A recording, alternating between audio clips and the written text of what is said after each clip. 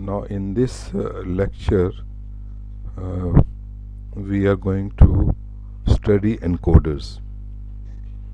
Now the definition of encoder is given over here. An encoder is a combinational circuit that produces a reverse operation from that of a decoder. So it means it is opposite of decoder. An encoder has two N input lines and N output lines.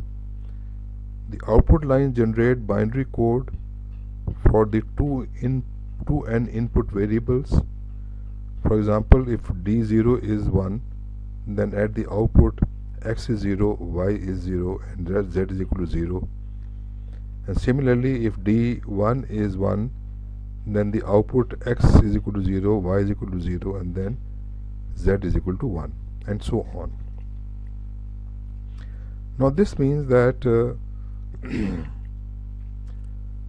if the output, in the output we have got 3 lines, then we will have 2 raised to the power n 8 input lines.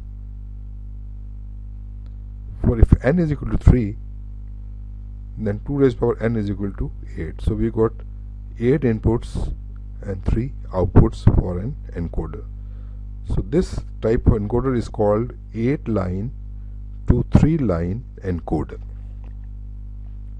Now truth table of the encoder is also shown here, and we see that if we make D0 high, then a code will be generated in the output, and the code would be that X is equal to 0, Y is equal to 0 and Z is equal to 0. Similarly, if we make D1 high and keep all the inputs equal to 0 and only D1 is high, then it will generate a code at the output which is X is equal to 0, Y is equal to 0 and Z is equal to 1. And let's take any other input. Let us take D4. If D4 is high, now D4 is over here. If D4 is high, then in the output following code will be generated, which is X would be equal to 1, Y would be equal to 0 and Z would be equal to 0. Similarly, if D7 is high, we see that D7 is high and all the inputs are 0, only D7 is high. So it will generate a code in the output which will be X would be 1, Y would be 1 and Z would be 1. So this is the definition of an encoder. Now let us study multiplexers. First of all, we will see that what a multiplexer is and what is its definition. So multiplexer or a digital multiplexer is a combinational circuit that selects binary information from one of many input lines and directs it to a single output line. The selection of particular input line is controlled by a set of selection lines. Normally there are 2 N input lines and N selection lines whose bit combination determines which input is selected. The block diagram and the function table of a 4 to 1 line multiplexer or 4 to 1 mux is shown below. So the mux has 2 selection lines, therefore it has 4 input lines and 1 output line. So whatever I have read just now, just to repeat, that this is a multiplexer.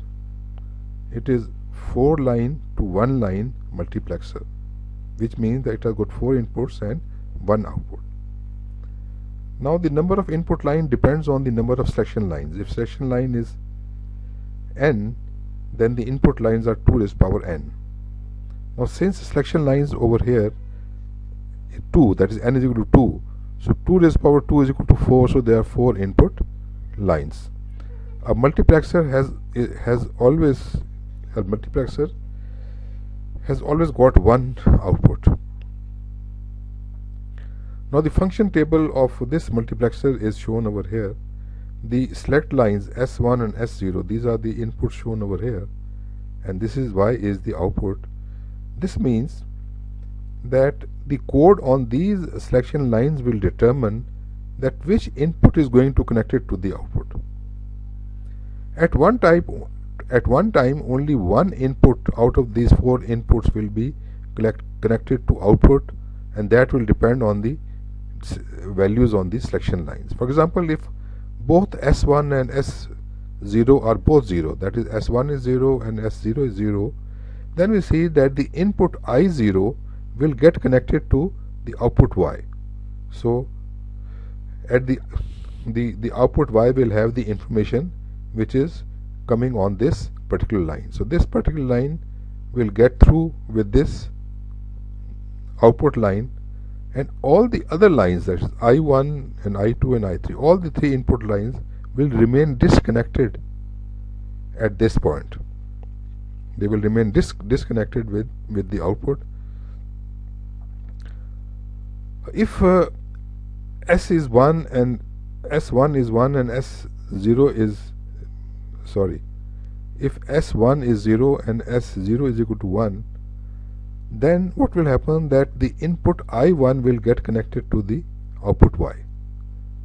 So output I1 will be connected to the input I1 will get connected to output Y. So this line will be through.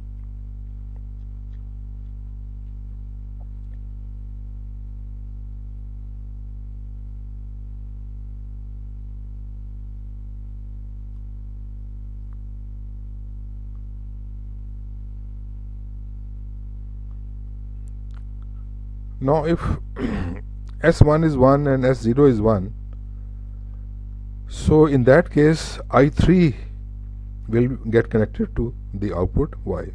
So I3 will get connected to Y. So this, all the information which is on this line will be transferred to the output line if both the select lines S1 and S0 both are high or both are 1. Now this is the block diagram of a 4 to 1 line multiplexer, and it is also called 4 into 1 mux, which means that it has got 4 inputs and 1 output. Remember that a multiplexer has always 1 output. It can have more than 1 inputs, but the output is only 1.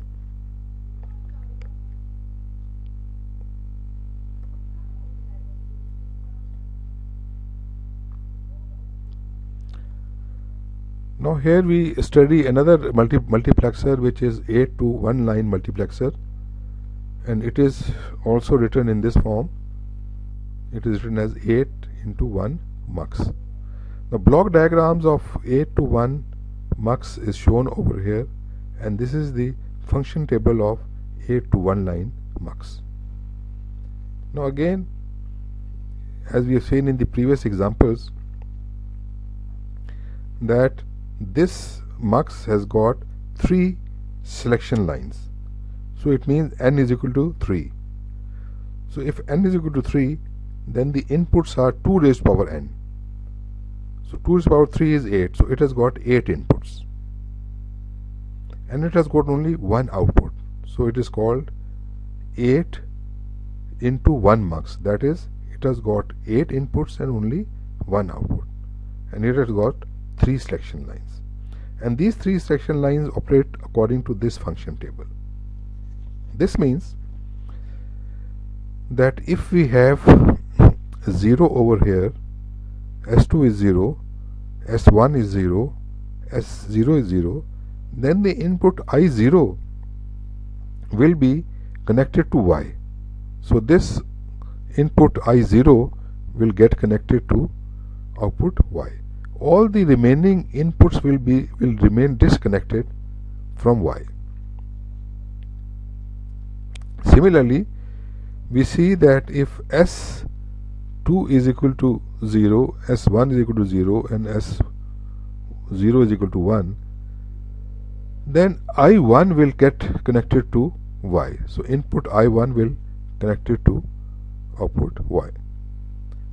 Similarly, we take one or two more examples. For example, if S2 is 1, S1 is 0 and S0 is 1, then I5, input I5 will get connected to the output Y, and all the remaining inputs would at this time remain disconnected from the output.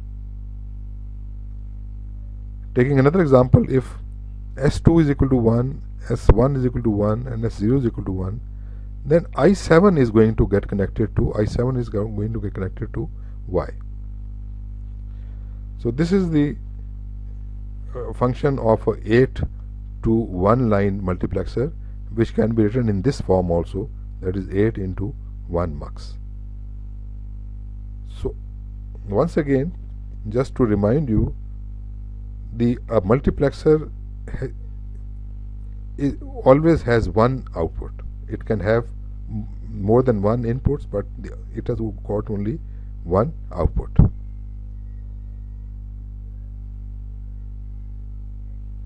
That's all for this lecture. In the next lecture, we will be using this multiplexer to implement Boolean functions, and we will see how it is done in the next lecture. Thank you very much.